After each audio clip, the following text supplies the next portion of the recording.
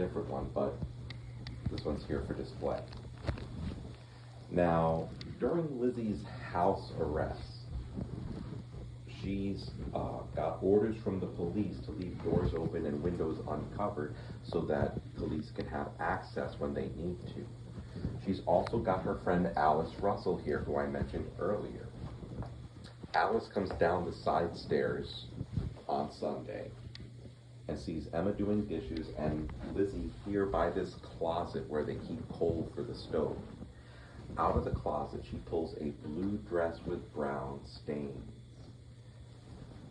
The police were looking for a blue dress. They heard Lizzie was wearing one the morning of the murders, and here she is taking this one and ripping it up and throwing it into the fire. Well, Alice says, "What are you doing?" And Lizzie says, "Oh, that old thing had paint on it. I'm not going to use it again. I'm just going to get rid of it." Well, Alice says that's the worst thing you could have possibly done, and testifies to such in the trial, probably negating that friendship. There would have been some damning testimony, too, if they didn't get the maker of the dress, Mary Raymond, to testify that, yes, when Lizzie was being fitted, she was so excited about how good it looked on her that she recklessly ran out of the room to show Emma and brushed up against some painted baseboard and railing. Convenient. A lot of convenience. Now, after Lizzie is acquitted, Emma splits the inheritance money with her, and together they buy that home pictured top left. That is up on the hill where they wanted to live in the first place. Very spacious and luxurious. I'm told there are 14 bedrooms there alone. And Lizzie spends the rest of her days there. Emma stays there till 1905. She moves out and moves around a lot, different places in Fall River, Fairhaven, Swansea, all over this New England area. In 1923, she and some friends will settle in Newmarket, New Hampshire. Emma will spend the rest of her days there and never talk to Lizzie again. Could be some reasons for that. First off, Emma was more conservative than Lizzie. She was very vocal about being a feminist. She was a suffragette fighting for the right for women to vote, and she held suffragette meetings in her home. That's probably something that Emma didn't like.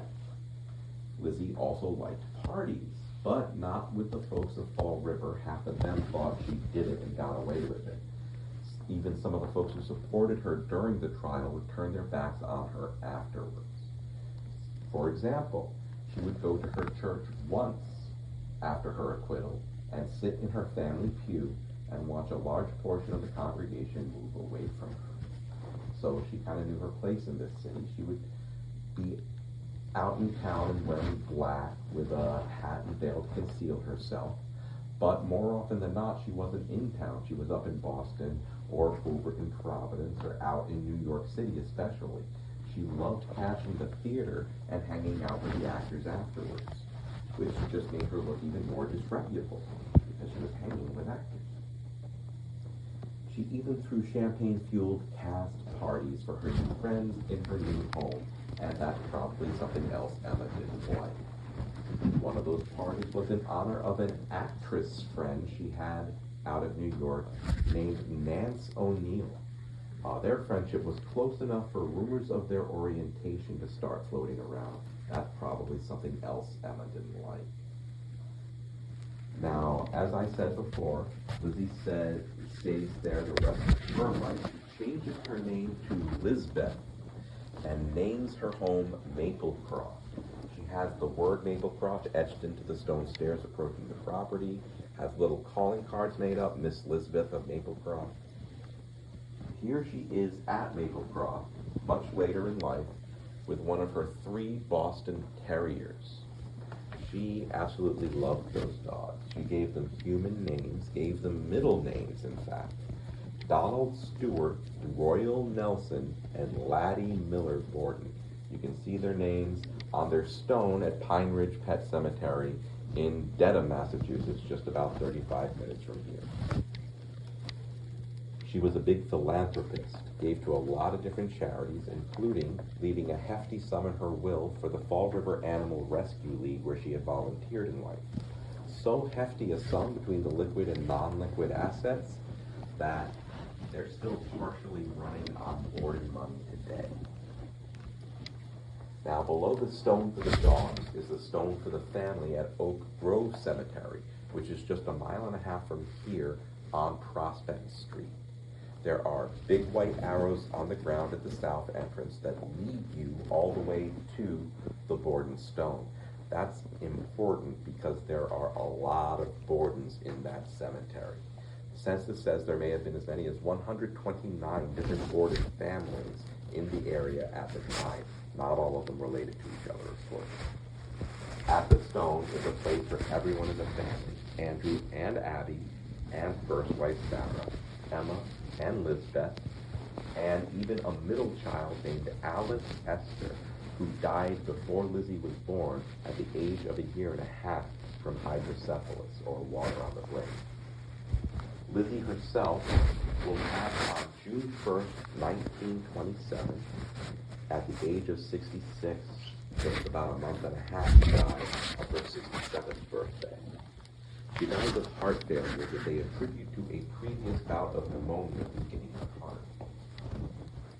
Could have been the morphine too. Now, word would be sent to Emma of Lisbeth's death, but Emma would die shortly before getting it. They were born 9 years apart and died 9 days apart. Emma died of nephritis, or kidney failure. All right, and now everyone is scheduled for a basement tour, so we'll head there now. I will go first in case, something jumps out. You can all run. I have greetings.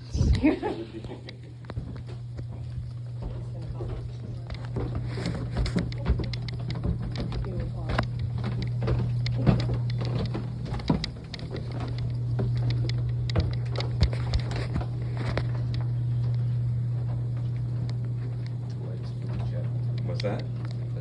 It's for my channel. Oh, okay, cool.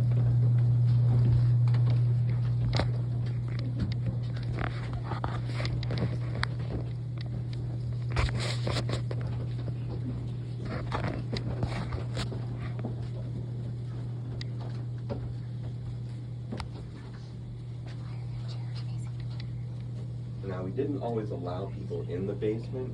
It was a staff-only area for a while. But of course, people kept trying to sneak around the tour guides to get to the creepy basement. Or they would slip us money, which, works. And so we, bless you, added it at the end as a little extra for you. One of the reasons the basement is so significant is because this is where they found the famous handleless hatchet head that they thought was the murder weapon. This is over on display right now at the Fall River Historical Society on the corner of Rock and Maple Streets, just about 1 mile north of here. The hatchet head was found behind the chimney where we keep our storage now, so I can't bring you over there. But I can tell you that it was found in a box of dusty old tools sitting right on top, covered in stains and hair. And so they sent samples of the stains and hair up to Harvard with everything else for analysis. It turns out the stains was rust and the hair was cow hair.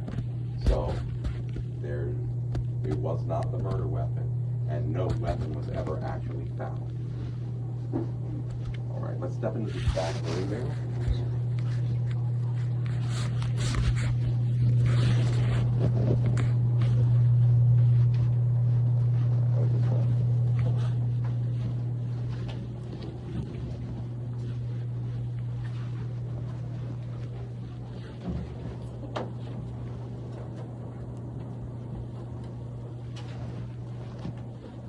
So this was the washroom where Bridget did the laundry.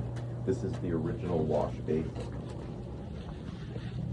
During Lizzie's house arrest, there's a morning, about 12:30, 1 o'clock in the morning, so pretty late at night actually. And the policeman is patrolling. He sees light coming from the basement, so he comes downstairs to investigate. This is where he finds not Bridget, but Lizzie doing the laundry here with a bucket of bloody rags. Now, the policeman demands to know what the story is with that. Lizzie says, well, the fleas are biting. That's a euphemism for a